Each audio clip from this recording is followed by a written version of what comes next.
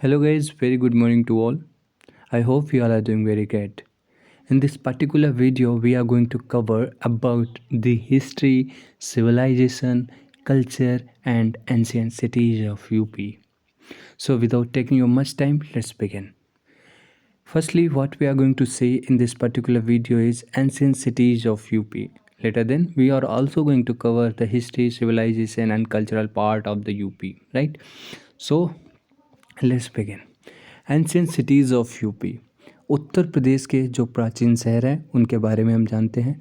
जैसा कि हमें पता है उत्तर प्रदेश एक नॉर्दर्न इंडिया में स्टेट पड़ता है जो कि बहुत ही रिच है हिस्ट्री और कल्चरल हेरिटेज के कॉन्टेक्स्ट में। ठीक है, यहाँ पे बहुत सारे ऐसे एंशियंट सिविलाइजेशन हुए जो कि बहुत अन्य मतलब जो बहुत विभिन्न प्रकार की डायनेस्टीज़ हुई यहाँ पे ओवर द सेंचुरीज, वो यहाँ आकर के रूल करती हैं। उसी में some of the prominent ancient cities की बात करेंगे हम इस वीडियो में, जैसा कि बनारस है, लखनऊ है, झांसी है, प्रयागराज है, आगरा है, मथुरा है। इन सब के बारे में हम जानेंगे वन बाई वन करके। ठीक है, तो वाराणसी की बात करते हैं। Varanasi is one of the oldest inhabited cities in the world and is also considered to be the spiritual capital of India. जैसा कि हमें पता है Varanasi one of the oldest inhabited cities है। ठीक है, वर्ल्ड के कॉन्टेक्स्ट में बात करें तो, और यह भारत की स्पिरिचुअल कैपिटल के रूप में जानी जाती है। मतलब कि एक प्रकार से देखें तो यह आध्यात्मिक राजधानी है भारत की। It is situated on the banks of river Ganga. ये गंगा के किनारे स्थित है और जैसा कि हमें पता है वाराणसी घाटों के लिए बहुत फेमस है। जो घाट्स होते हैं, रिवर फ्रंट स्टेप्स जो होते हैं, उसके लिए बहुत फेमस है और यहाँ पे टेम्पल्स भी देखने को मिलते हैं। ठीक है, जो भगवान विश्वनाथ जी की मंदिर है, ठीक, वो भी वाराणसी में ही है। ठीक, it was a major centre of learning, या मेजर सेंटर है लर्निंग की and culture in ancient India and has been mentioned several ancient text, जैसा कि ऋग्वेद और महाभारत में भी इसका वर्णन किया गया है। तो वाराणसी एक बहुत ही एंशियंट सिटी है और इसका जो कल्चर है, इसकी जो हिस्ट्री है, बहुत ही ज़्यादा रिच है। लखनऊ की बात करें तो Lucknow was founded by the Mughal emperor Akbar in the 16th century. ठीक है, लखनऊ 16वीं शताब्दी में मुग़ल एम्परर जब अकबर थे उनके द्वारा फाउंड की जाती है and was later ruled by the Nawab of Awadh. उसके बाद जो नवाब ऑफ अवध होते हैं, अवध के जो नवाब्स होते हैं, उनके द्वारा ये रूल की जाती है। It was a centre of art, culture and cuisine. अगर आप जानें तो यहाँ पे जो आर्ट एंड कल्चर की उत्पत्ति हुई है वह लखनऊ को फेमस करती है। जैसा कि लखनऊ घराने आप जानते होंगे, वहाँ पे कव्वालियाँ हुआ करती थी, आर्ट फॉर्म हुआ करते थे, म्यूज़िक, डांस, सारी चीज़ें देखने को मिलती थी। ठीक, and is also known for its architecture, specially the बड़ा इमामबाड़ा एंड रूमी दरवाज़ा। अगर आप लखनऊ घूमने जाते हैं, ठीक है, तो आप वहाँ के आर्किटेक्चर को देखते हैं। मुग़ल एम्पायर के टाइम का जो भी आर्किटेक्चर है आपको देखने को मिलता है। स्पेशली बात करें तो बड़ा इमामबाड़ा है।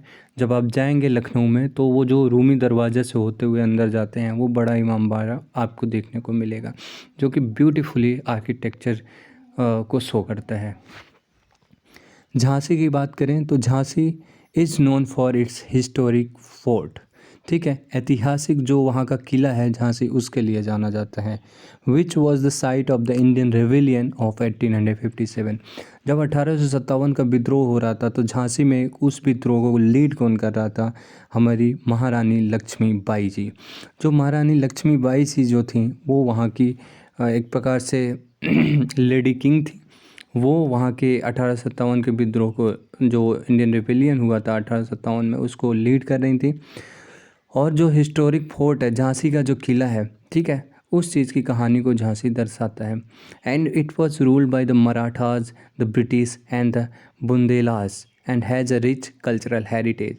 और ये साथ में मराठा, ब्रिटिश और जो बुंदेलखंड के लोग थे उनके द्वारा यह रूल भी की जाती है और इसका एक बहुत ही ज़्यादा सांस्कृतिक जो हेरिटेज है, विरासत है, उसकी महत्वता को ये शो करता है। अब हम देखते हैं आगरा के बारे में। आगरा, जैसा कि हमें पता है जब भी नाम आता है तो हम ताजमहल को ही देखते हैं। तो Agra is very famous for the Taj Mahal, one of the 7 wonders of the world. ठीक है, आगरा के बारे में हम जानते हैं, ताजमहल वहाँ पे है जो कि 7 आश्चर्यों में शामिल है संसार के। ठीक है, it was the capital of the Mughal empire during the 16th and 17th century and is a home to several other historic moments, including the Agra Fort and Fatehpur Sikri। जैसा कि हम आगरा जब जाते हैं तो ताजमहल को देखते हैं जो कि एक हिस्टोरिक मोनूमेंट्स को शो करता है, आर्किटेक्चर को दिखाता है कि कितना ब्यूटीफुली बनाया गया है। ठीक है, उसी में आगरा फोर्ट आ जाता है और करीब 20 से 25 या 30 किलोमीटर दूरी पे फतेहपुर सीकरी है, जिसका बुलंद दरवाज़ा आज तक इतिहास में इतना बड़ा दरवाज़ा देखने को नहीं मिलता है। ठीक है, तो फतेहपुर सीकरी हो गया, आगरा फोर्ट हो गया, आगरा का ताजमहल हो गया, ये सारी चीज़ें हमें यहाँ से देखने को मिलती हैं, इस एंशिएंट सिटी से देखने को मिलती हैं। मथुरा की बात करें, भगवान श्री कृष्ण की जन्मभूमि Mathura is one of the 7 Holi cities in the Hinduism and is also believed to be the birthplace of the Lord Krishna. It has several ancient temples, including the Dwarkadhish temple and the Krishna Janmabhoomi temple। जब आप मथुरा जाते हैं तो यह 7 Holi cities in Hinduism में ऐसा माना जाता है कि मथुरा आता है। ठीक है, लॉर्ड कृष्ण की जो भगवान श्री कृष्ण थे उनकी जन्मभूमि भी है ये, और यहाँ पे बहुत ही प्राचीन मंदिर आपको देखने को मिलेंगे, जैसा कि द्वारकाधीश की बात करें, प्रेम मंदिर की बात करें, कृष्ण जन्मभूमि टेम्पल की बात करें, राधा कुंड की बात करें, तो ये सारी चीज़ें आपको देखने को मिलेंगी। मथुरा जो कि एक बहुत ही ज़्यादा होली सिटीज़, बहुत ही ज़्यादा ख़ास होली सिटीज़ के रूप में हिंदुज़म में देखने को मिलता है, और भगवान श्री कृष्ण की नगरी है, तो इसके लिए और ही ये इससे खूबसूरत और क्या ही हो सकता है। इलाहाबाद की बात करें, इलाहाबाद जिसका अभी करंटली नाम प्रेजेंट में प्रयागराज है और इसे इलाहाबाद या प्रयागराज के नाम से जानते हैं, is one of the oldest cities in India. यह भी एक बहुत ही प्राचीन शहर है भारत का। It is situated at the Confluence of Ganga, Yamuna and Saraswati reverse. यह गंगा, यमुना और सरस्वती रिवर के कॉन्फ्लुएंस पे स्थित है। खैर सरस्वती उतनी दिखाई नहीं देती हैं, बाकी गंगा, यमुना आपको देखने को मिल जाएगा। Major pilgrimage centre for Hindus, ये जो अगर आपने कुंभ का मेला या कुंभ मेला अगर आप जानते होंगे तो वो प्रयागराज में भी लगता है, नासिक, प्रयागराज, इधर ये सारे कुंभ मेला के स्थान हैं। तो यहाँ पे जो दर्शनार्थी आते हैं, यात्रीगण आते हैं, वो बहुत ही बड़ी संख्या में आते हैं। कुंभ का मेला जो है जब होता है तो इतनी भीड़ देखने को मिलती है ना कि शायद विश्व के कहीं भी किसी भी मेले में इतनी भीड़ नहीं होती होंगी। ठीक है, तो एक मेजर पिलग्रिमेज सेंटर हो जाता है हिंदूज़ के लिए, और it was also the site of the Kumbh Mela, जैसा कि हमने बताया, the largest religious gathering in the world, और जैसा मैंने बताया ना, इससे ज़्यादा भीड़ पूरे संसार में कहीं नहीं होती है।